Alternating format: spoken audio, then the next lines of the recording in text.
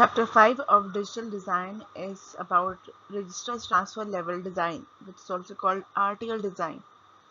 So we have seen the combinational circuit design, the sequential circuit design. Now we are going one level higher, which is about RTL design. In this lecture, we will be revising the concepts of chapter 5, which is about RTL design process, and then we will be solving the example related to these. We will be doing the exercise and problems and the question related to RTL design and converting the C language program into high-level state machine. So the RTL design process is a four-step process. The first step is capture the high-level state machine. Describe the system desired behavior in the form of high-level state machine. The state machine consists of states and transition. The state machine is high-level because the transition conditions and the state actions are more than just a Boolean operation. The conditions and the inputs of a high-level state machine are given by the user, and they need not to be Boolean operation as convenient by the user. Then we have to create the data path. Looking at the high level state machine, we have to see what components are being required in the high level state machine.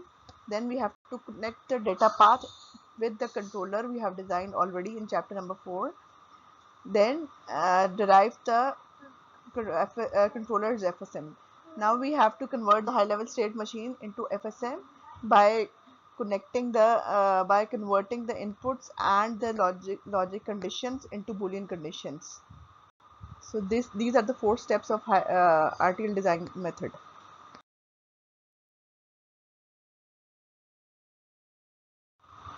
Let's take an example of RTL design method in which we are designing a soda dispenser.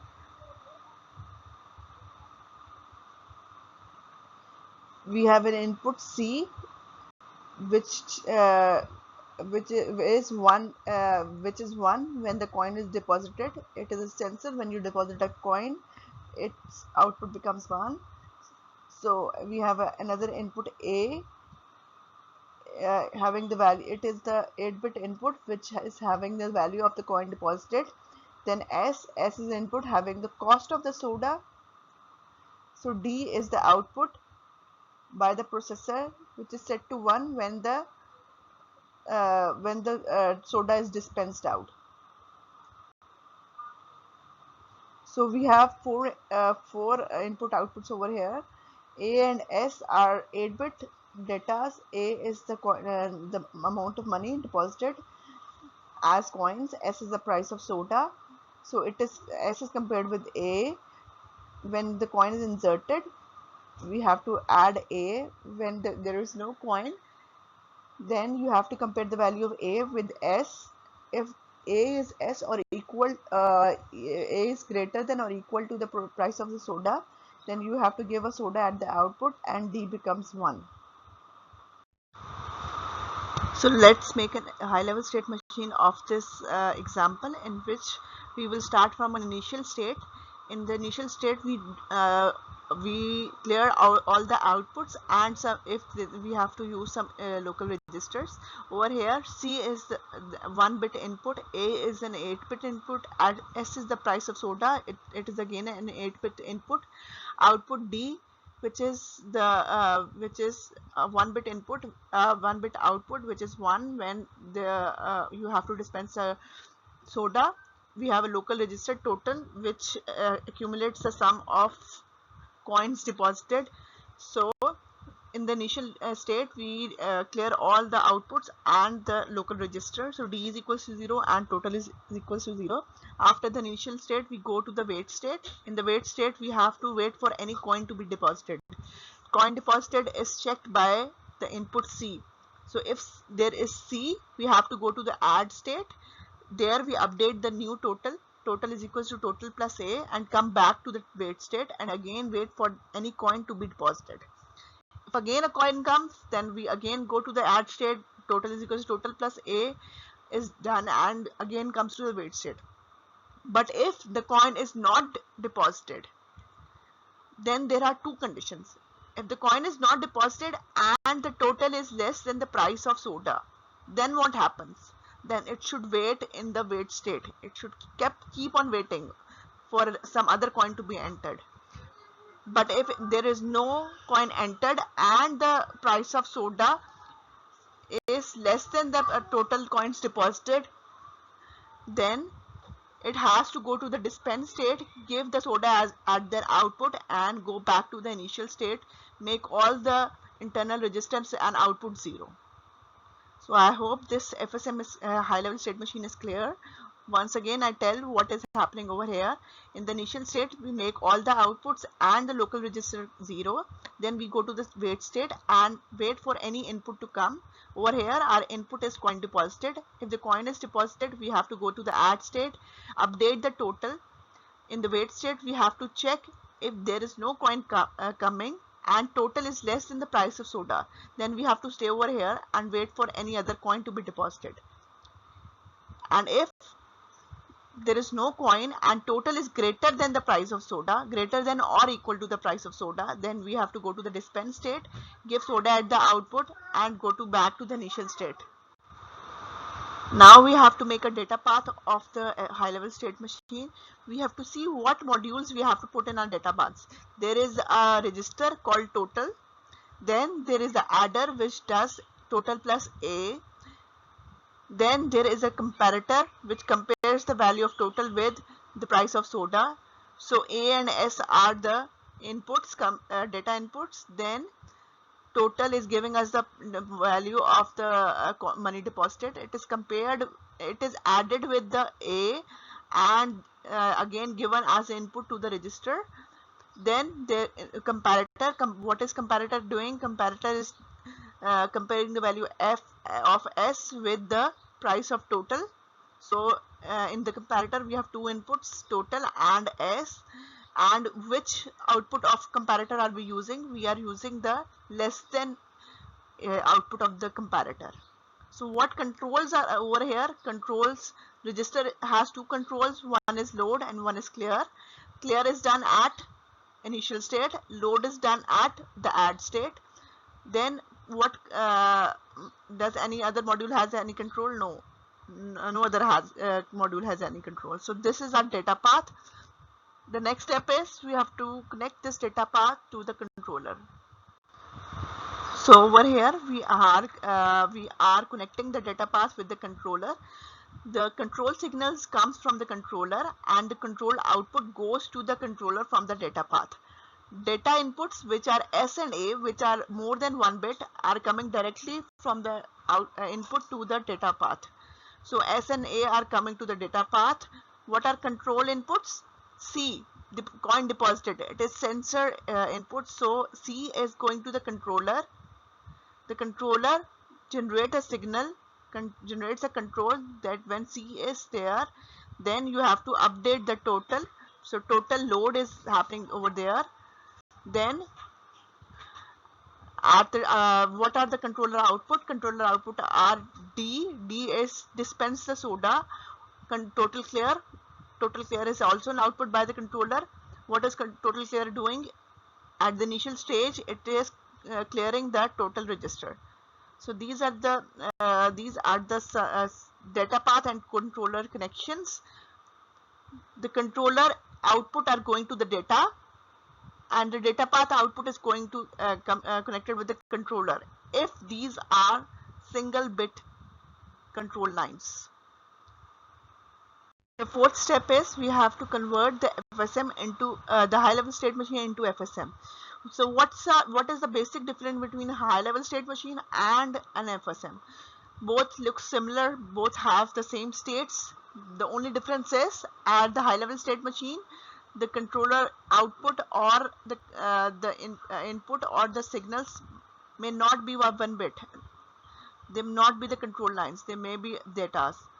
So in FSM, we have to convert those data into signals. State machines and are of high level same states and acts as high level state machine, but read write data path control signals for all data path operations and conditions. So we have to give controls instead of data to the operations and conditions. So in the initial we have to do initial state we have to do d is equals to 0 and total is equals to 0.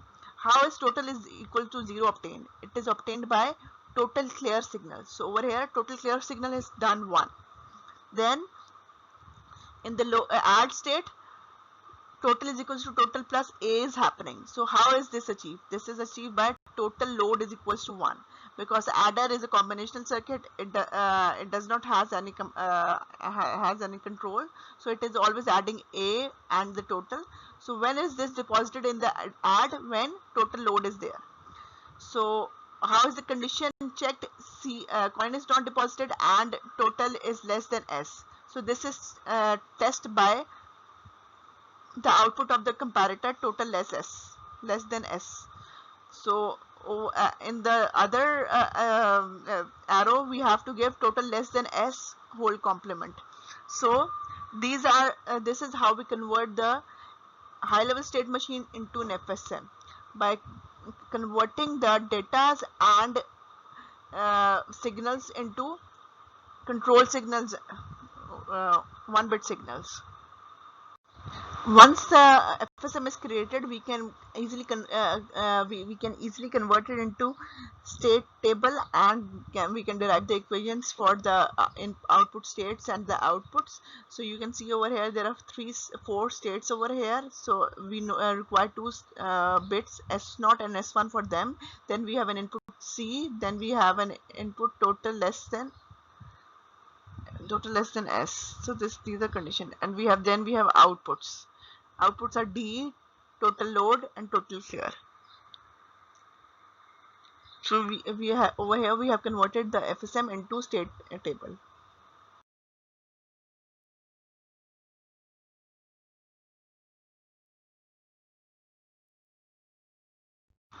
Let's take another example of laser based distance measure. We know we can measure the distance with the help of laser lights. So we have to emit a beam of laser. It reaches the object and is reflected by. So in this way laser travel to the distance.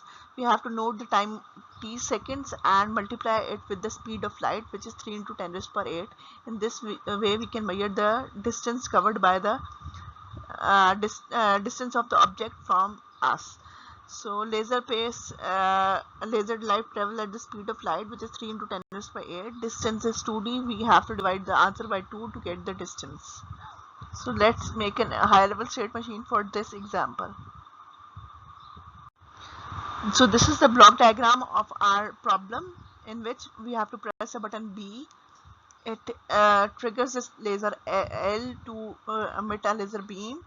Then when it travels to the object and is reflected back, a sensor senses it back, the reflection of the laser light, and the distance D is covered. Distance D is a 16-bit number.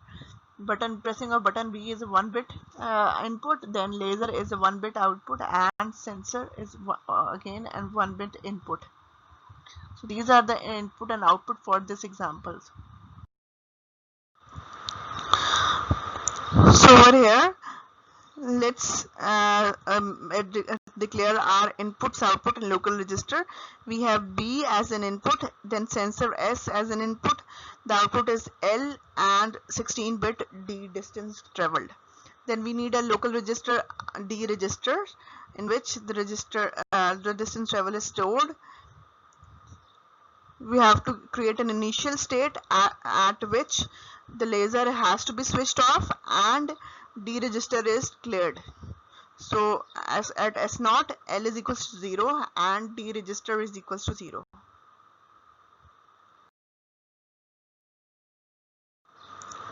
The second state is S1, which waits for the button to be pressed. If the button is not pressed, it will wait in S1, and if the button is pressed, it goes to S2.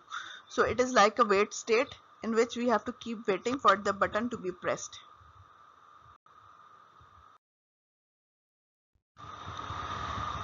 At the state S1, S2, the laser light is turned on, and at the state S3, the laser light is turned off. No other thing is happening on these states. So these is are just this ensures that laser light is turned on and off for laser light is turned on for just one clock cycle and not more. So this is not dependent on any input. When button B is pressed, one state is for laser on and the next state is for laser off.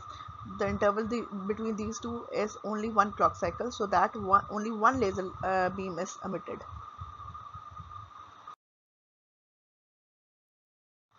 So when the laser light is turned off, then we have to initiate a counter, D counter. So D counter is equal to D counter plus 1, and it has to wait for the reflection. It has to count, the counter has to count unless there is a reflection back from the object of the laser. There is reflection of the laser back from the object. So there is a input S and S naught. If S naught is S is not there, then you have to keep on increasing the counter, and if S is there, you have to go to the next state S4.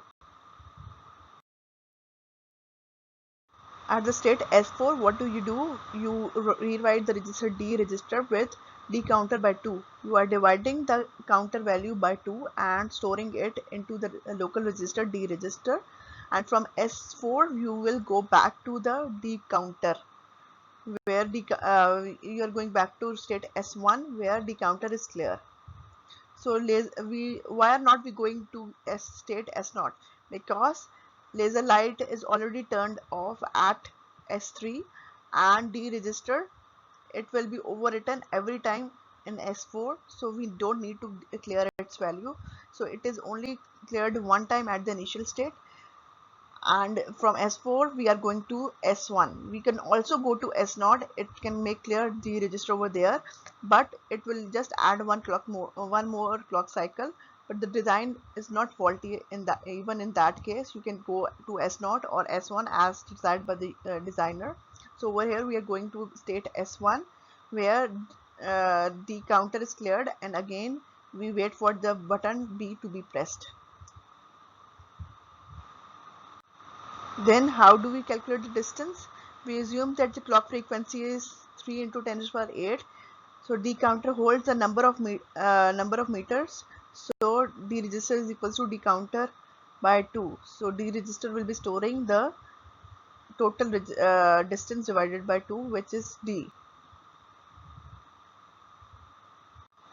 Then we have to implement the data path. The data path must implement data storages, implement data computations. Look at the high-level state machines and do 3 steps.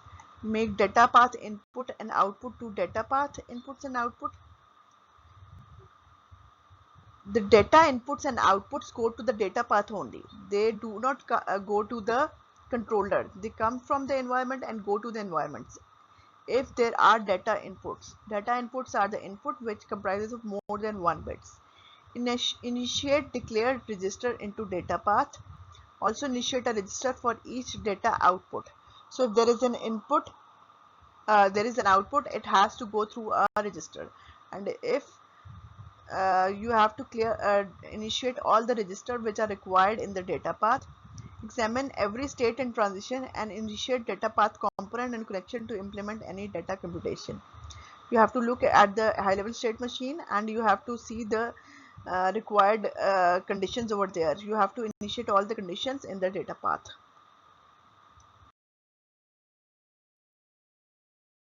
So let's make a data path for this. What do we need? We need a counter over here, D counter. Then what do we need? We need a register, D register. Then what do we need? We need a shift right module. Shift right module because we have to do division by 2. So one division by 2 is one shift right. So we need a shift right register over here. So there are 3 components: counter, register, and shifter. And then there are their control signals. What are the control signal of register? They are D register load and D register clear. What are the control signal of our counter? D counter clear and D counter count. So these are the data path components we need for this example. So over here we are just adding a shift right module. The counter is connected with shift right module. The value of the counter has to be divided by 2, and then the output of the shifter is goes to the register, because D register has to be written with the value of D counter by 2. So this is happening. We have made the connections of the data path. So D is the value of the distance calculated, which is a 16-bit output. So there is no external input, data input, so there is no input connection from the environment made to the data path. All the inputs are coming as control signal from the controller. Now the next step will be, we have to connect the data path with the controller. This is an example which shows the connection of multiplexer at the input of the module. Whenever there are more than one inputs at the input of the module, we have to add a multiplexer over there. For example, R is equals to E plus F and R is equals to R plus G. So there are more than one inputs at the register R. So we have to make a multiplexer connection over here, which chooses which input has to go to register R at each step. So introduce muxes when one component's input can come from more than one source. So in this step, we are connecting the data path with the controller. As I have already told that there are no data path inputs. All the inputs are coming from the controller. D register clear, D register load, D counter clear, D counter count. These are the input to the data path from the controller. B button is an input from the environment, but it's a single bit input, so it is going to the controller rather than to the data path. And D is the data output, so it is connected to, not connected with the controller.